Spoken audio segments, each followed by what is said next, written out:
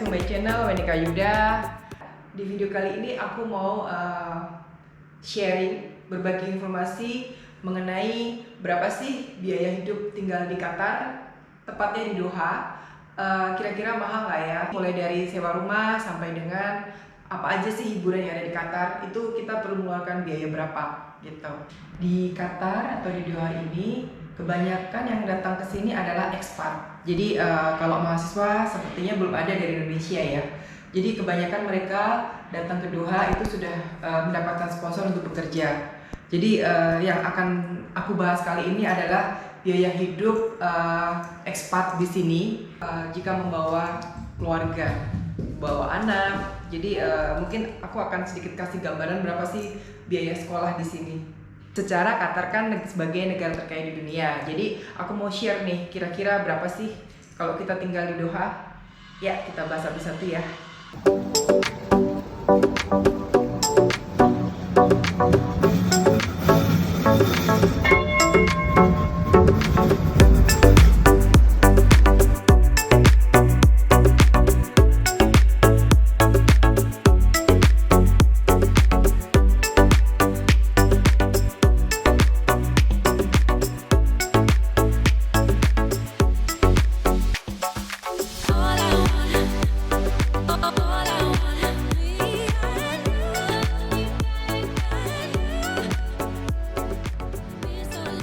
Yang pertama adalah akomodasi tempat tinggal. Akomodasi tempat tinggal sudah ditanggung oleh perusahaan tempat kita bekerja. Jadi biasanya di sini rumah atau apartemen itu sudah free. Jadi kita tidak perlu repot-repot untuk mengeluarkan biaya sewa, mencari rumah atau apartemen. Jadi biasanya mereka sudah memberikan alternatif pilihan, beberapa apartemen untuk kita pilih dan untuk kita tinggali. Itu yang pertama. Lalu selain kita mendapatkan free tersebut, kita juga bisa mengambil allowance rumah gitu. Jadi kalau misalnya kita pengen mencari apartemen sendiri yang kita sukai gitu, bukan pilihan dari perusahaan, kita bisa mengambil allowance itu dalam bentuk uang, dan kita bisa mau mengupgrade apartemen itu dengan menambah biaya dari kita sendiri juga tentunya pasti bisa. Aku mau memberikan gambaran ke kalian berapa sih harga sewa apartemen per bulan di sini. Jadi di sini harga sewanya tergantung sama daerah atau kawasan gitu. Harga apartemen untuk satu bedroom itu harganya sekitar 7.000 real, dan biasanya apartemen di sini itu semua sudah full furnished. Jadi kita tinggal masuk bawa koper aja gitu. Jadi kita nggak perlu cari kulkas, nggak perlu cari mesin cuci, nggak perlu cari sofa. Jadi udah enak lah gitu. Lalu untuk 2 bedroom itu di kawasan eksklusifnya itu kawasan eksklusif tadi itu kawasan eksklusif seperti di West Bay atau di The Pearl, itu harganya kurang lebih sekitar 9.000 atau 10.000 real. Jadi kurang lebih sekitar 40 juta per bulan gitu. Lumayan sih, mahal juga. Tapi kalau misalnya kita ingin memilih apartemen yang di kawasan pusat kota Doha, tapi bukan di kawasan eksklusif, jadi kayak misalnya masih ada agak-agak menengah gitu ya, itu ada sekitar di kawasan Bin Mahmud, kawasan Al Saad, atau di Bin Omran, itu masih agak murah sih. Untuk harga sewa apartemen di kawasan non eksklusif tapi masih di pusat kota Dohanya, untuk satu bedroom itu harganya sekitar 5.500 real atau sekitar 22 juta. Kemudian untuk 2 bedroom itu harganya sekitar 7.000 real, dan untuk 3 bedroom itu harganya sekitar 9.000 real, itu sekitar 36 juta. Jadi memang agak murah ya dari kawasan eksklusif tadi gitu. Dan di dalam apartemen itu sendiri itu juga banyak fasilitasnya, seperti fasilitas gym, fasilitas kolam renang gitu. Jadi all service sih, jadi enak banget sih. Yang kedua adalah biaya listrik, biaya air, biaya internet, biaya wifi, biaya Netflix, dan biaya pulsa setiap bulannya di Doha. Jadi di sini tergantung cuaca ya. Jadi kalau pada saat winter itu pada bulan winter itu sekitar November sampai Maret, itu biaya listrik dan airnya sekitar 200 sampai 300 real, kurang lebih sekitar 800 sampai 1,2 juta lah ya gitu. Itu masih cukup murah sih gitu, karena kita nggak pernah nyalain AC, udaranya masih enak gitu. Lalu kalau misalnya pada saat musim panas, ini biasanya di bulan April sampai dengan Oktober gitu, karena suhu di sini bisa mencapai 50 derajat, sekitar 400 sampai 500 real, karena AC di kamar dan di dapur dan di living room semuanya nyala. Jadi memang cukup mahal. 400 sampai 500 real itu kurang lebih sekitar 1,6 sampai 2 juta. Itu listrik dan air aja di sini. Lalu kemudian untuk biaya internet dan TV kabel, di sini ada 2 provider yaitu Ooredoo dan Vodafone. Sebulannya kurang lebih sekitar 365 real, yaitu sekitar kurang lebih 1,4 juta. Kemudian kalau kita pengen punya modem yang hanya untuk internet saja, jadi modem yang bisa dibawa kemana-mana, paket internet saja itu sekitar 300 real, 1,2 juta. Itu bisa untuk beberapa device. Jadi sebenarnya lebih irit sih daripada kita beli pulsa internet dari HP gitu, dan kita bisa memakainya di luar, di outdoor. Modem ini kalau buat aku sangat penting karena aku masih pakai handphone Indonesia. Jadi aku nggak perlu mengaktifkan international roaming. Jadi aku beli paket modem di sini. Untuk harga pulsa di handphone itu juga macam-macam sih. Ini tergantung kebutuhan kita sih gitu. Jadi ada yang dari 5 real sampai dengan ada yang 100 real gitu. Kalau aku biasanya aku beli yang 60 real per bulan. Di situ 60 real per bulan itu bisa untuk telepon, SMS, dan kemudian ada pakai datanya 2 GB untuk sebulan. Buat aku udah cukup sih, karena selain itu kan aku juga sudah punya modem. Jadi handphone itu dipakai untuk kebutuhan pakai data di handphone itu dipakai untuk kalau kebutuhan darurat saja. Lalu kemudian untuk biaya Netflix di sini harganya sekitar 270 ribuan itu untuk 5 device.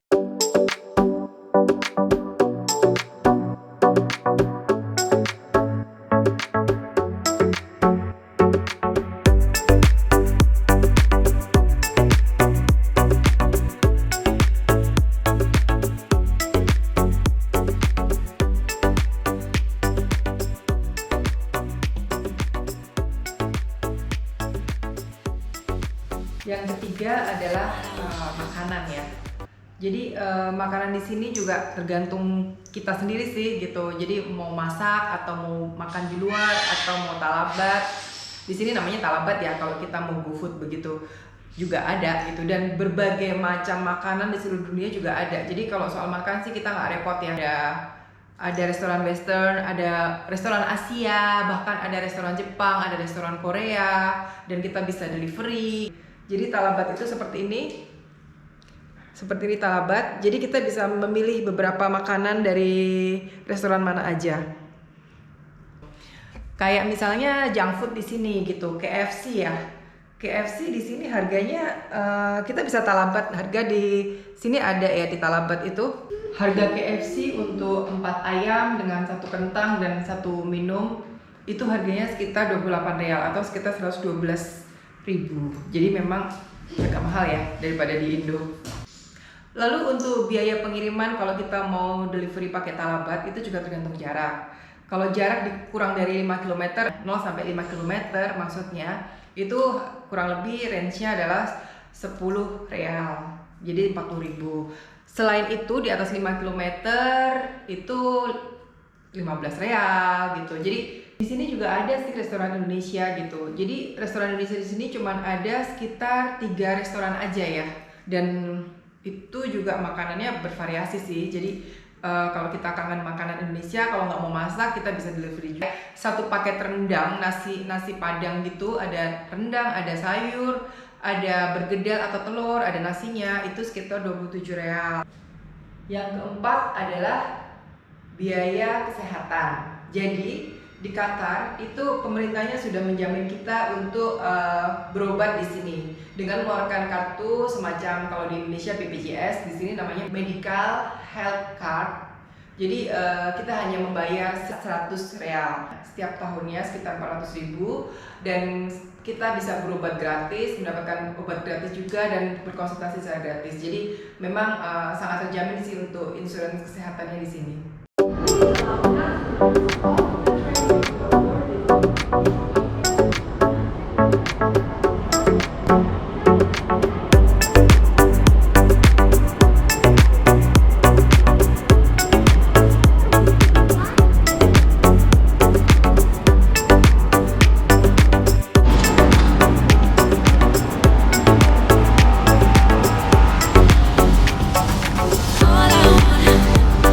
All I want, we had.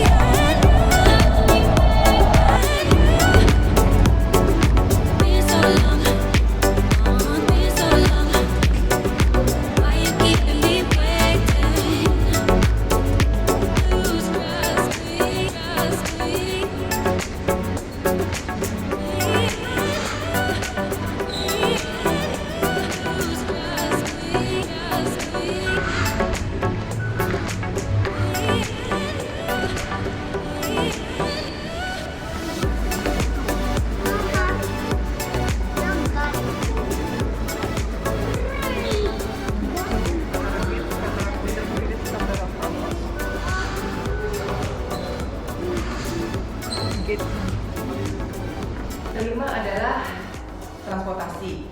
Jadi di Qatar, tepatnya di Doha ini sudah punya banyak alternatif pilihan transportasi yang sangat memudahkan kita jika kita ingin memakai kendaraan umum gitu. Jadi di sini ada metro train, ada bus, ada taksi online, dan kemudian juga kendaraan pribadi gitu. Di sini mobil juga sangat murah karena nggak ada pajak sama sekali, dan kemudian di sini juga bensin juga sangat murah gitu. Untuk metro train sendiri single trip sekali jalan kita hanya membayar 2 real sekitar 8.000, dan metro train ini sudah menjangkau di seluruh kawasan di Doha. Jadi kita sangat dimudahkan bepergian dengan metro train tanpa menggunakan kendaraan pribadi gitu. Kemudian untuk bus harga single tripnya sekali jalan di area Doha adalah 2,5 real sekitar 10.000. Ini juga sudah menjangkau seluruh area Doha gitu. Kemudian yang ketiga adalah taksi online. Di sini taksi online ada 2 macam, yaitu Uber dan Careem.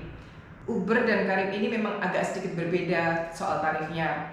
Kalau Uber untuk jarak antara 0 sampai 5 km kita dikenakan tarif minimal 8 real. Sementara kalau Careem untuk jarak 0 sampai 5 km kita dikenakan tarif 10 real. Jadi memang agak selisih sedikit sih gitu. Tapi memang Careem agak jauh lebih mahal daripada Uber. Di sini juga ada peak hour-nya sih kalau kita memakai taksi online gitu. Jadi jika kita bepergian pada saat tinggi-tingginya pemakaian taksi gitu, juga harganya akan jauh lebih mahal gitu. Jadi kayak misalnya aku mau pergi ke suatu tempat dengan jarak misalnya 6 km yang biasanya aku hanya bayar 12 real, ini jadi 18 real gitu. Jadi biasanya peak season ini adalah di pagi hari, jam 6 sampai jam 8, karena jam-jam ini adalah jam-jam anak sekolah. Jadi anak-anak sekolah di sini juga ada yang memakai taksi online juga untuk berangkat sekolah. Kalau kita mau bawa kendaraan sendiri gitu, nah di sini tuh harga mobil tuh relatif murah gitu karena yang pasti tidak ada pajak, jadi sangat murah banget gitu. Kemudian untuk harga bensinnya pun di sini per liter hanya 8.000 rupiah gitu, jadi sangat murah gitu, dan lebih irit sih sebenarnya kalau kita bawa kendaraan sendiri gitu. Kemudian yang memang yang mahal adalah pembuatan SIM di sini ya gitu, karena di sini bikin SIM itu harus kursus dulu gitu, dan ada durasi waktunya, jadi tidak bisa langsung bikin SIM gitu. Bikin SIM di sini itu 3.000 real, jadi sekitar 12 juta hanya untuk bikin SIM aja. Lalu yang keenam adalah sekolah. Jadi sekolah di sini itu kalau kita ekspat atau bukan Qatari, warga negara Qatar, itu harus sekolah di international school. Kecuali untuk warga negara Qatar atau Qatari, di sini biaya sekolah free, tidak ada biaya sama sekali. Dan sekolah di sini pun untuk nasional schoolnya, sekolah nasionalnya itu dibedakan laki-laki sendiri, perempuan sendiri. Jadi dipisah gitu. Di Qatar, tepatnya di Doha ini, banyak sekali alternatif pilihan international school. Jadi mulai dari Indian School, Sri Lanka School, British School, bahkan sampai American School. Biayanya pun juga relatif bermacam-macam ya gitu. Biaya sekolah di Indian School ini berkisar dari mulai 5.000 real sampai 20.000 real per tahunnya untuk masuk TK. Lalu kemudian untuk British dan American School ini memang relatif jauh lebih mahal. Jadi biaya per tahunnya untuk masuk TK itu berkisar antara 20.000 real sampai dengan 65.000 real per tahun. Jadi di Qatar biaya sekolah itu hampir sama setiap tahunnya gitu. Jadi beda sekali dengan di Indo. Kalau di Indo kan pada saat kita memasukkan anak sekolah kita pertama kali, dikenakan uang gedung, kemudian nanti naik kelas hanya membayar SPP dan biaya-biaya seragam dan lain-lainnya gitu. Kalau di Qatar itu biayanya disamakan, jadi tidak ada biaya gedung seperti di Indonesia. Jadi kalau kita memasukkan TK di British International School yang seharga 25.000 real per tahun, nanti pada saat dia naik ke TKB gitu, ke K2 itu juga harganya sekitar 25.000 real per tahun.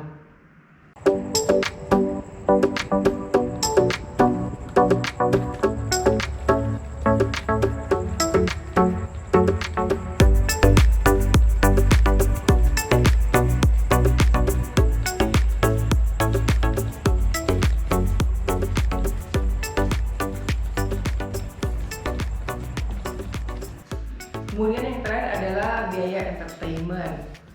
Di sini banyak sekali taman-taman, banyak sekali public area yang gratis. Jadi untuk entertainment kita lumayan sih memotong budget gitu, karena banyak sekali pilihan rekreasi di sini, terutama taman ya. Taman di sini banyak banget dan bagus-bagus. Jadi kita bisa menggunakan fasilitas umum tersebut secara gratis gitu, dengan fasilitas yang bagus banget. Kemudian kalau untuk masuk ke museum, kalau kita permanent resident, kita punya ID card di sini, itu gratis. Jadi pengeluaran tinggal di Doha, mulai dari sewa apartemen sampai entertainment, itu lumayan cukup besar. Jadi tergantung kita, bagaimana kita cara mengelola uang dengan benar, dengan efektif, dengan efisien, sehingga kita bisa menyisihkan uang, kita bisa saving money. Pengeluaran tadi dari mulai sewa rumah sampai dengan entertainment, itu yang paling mahal adalah biaya sekolah gitu. Jadi memang di sini karena kita expat, bukan warga negara Qatar, jadi kita harus sekolahnya di international school. Kemudian biaya yang terbesar kedua adalah biaya sewa apartemen. Dan kemudian ada biaya makan. Aku ambil rata-ratanya aja, setiap kali kita makan di sini satu porsi kita menghabiskan sekitar 30 real sekali makan. Jadi kalau 3 kali berarti 90 real. Ya anggap aja satu hari kita makan 90 real dengan biaya talabatnya 10 real, 100 real. Itu biaya makan kita satu hari. Kemudian itu per orang ya. Jadi udah kebayang ya berapa biaya hidup di Qatar. Mungkin di antara kalian ada yang memimpikan bekerja di Qatar, atau ada yang sudah punya planning untuk bekerja di Qatar. Kalian kalau ingin bekerja di Qatar, kalian sudah kebayang kira-kira berapa sih pengeluaran sebulan yang akan kalian keluarkan, dan berarti kalian harus juga menghitung berapa sih income yang harus kalian dapatkan dengan pengeluaran yang tadi lumayan besar sekali gitu. Dan sekali lagi biaya hidup tinggal di Qatar ini tergantung dari lifestyle kita ya. Jadi ini hanya sebagai patokan aja, kurang lebih kisaran harganya adalah yang tadi aku bahas di awal tadi. Oke, sekian dulu video aku kali ini. Mudah-mudahan video aku kali ini bermanfaat untuk kalian semua. Dan jika ada yang ingin ditanyakan, silahkan tinggalkan komen di bawah ini. Dan mohon maaf jika ada salah-salah kata. Jangan lupa like, comment, share, dan subscribe video channel aku, Wenika Yuda. Oke, see you next video. Bye.